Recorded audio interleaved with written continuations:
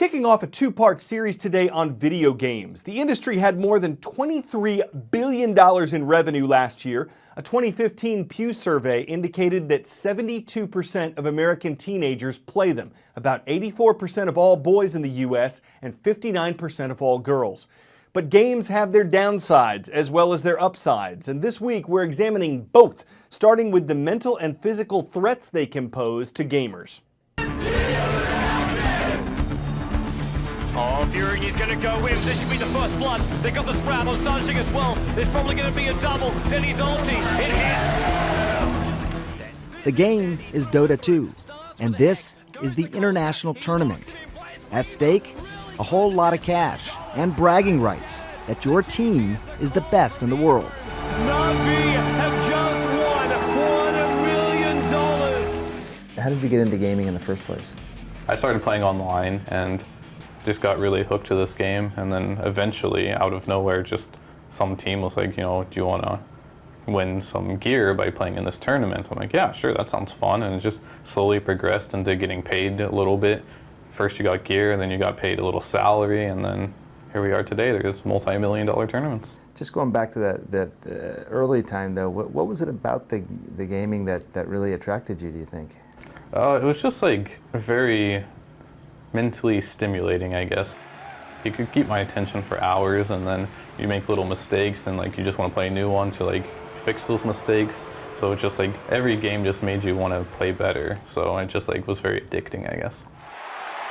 And that addiction helps explain why Dota claims more than 13 million unique players a month. Spending too much time in video gaming's alternative world can lead to some serious real-world injuries. So this is your owner styloid.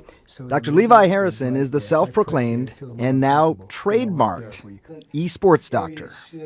Dr. Levi is an orthopedic surgeon specializing in hand, wrist, and upper extremity conditions. Gamers seek him out from just down the street in California and from as far away as the Middle East.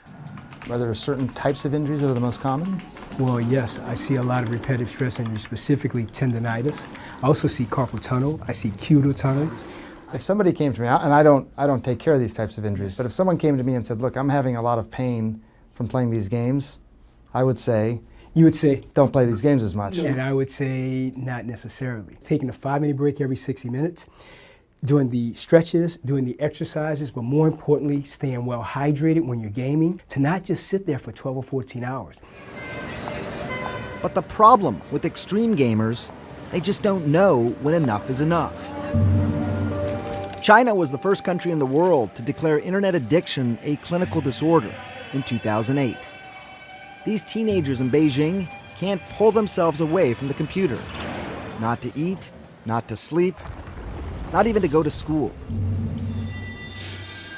The documentary Web Junkie follows them as their parents have them admitted to Daxing Internet Addiction Treatment Center. It's an attempt to break them of their bad habits. 有的孩子在上网上到非常极端的时候了，怕这个上厕所连解小便什么的影响他上网打游戏，他带上尿不湿，人一定是吃坚果的时候。We decided to go see director Tao Ran ourselves. He's the psychologist who established this facility to teach children how to use the internet responsibly. Tao says he's rescued thousands of addicted teens through a mixture of medicine and psychology. He claims 80% of teenagers can recover if their family is engaged in the process, but only half that if they're going it alone. So here the boys are learning basic life skills, like washing clothes and making their beds, as well as games that challenge their minds and bodies. They tell us Tao's program has helped their relationships with their families, and that when they leave, they're going to spend more time in the real world.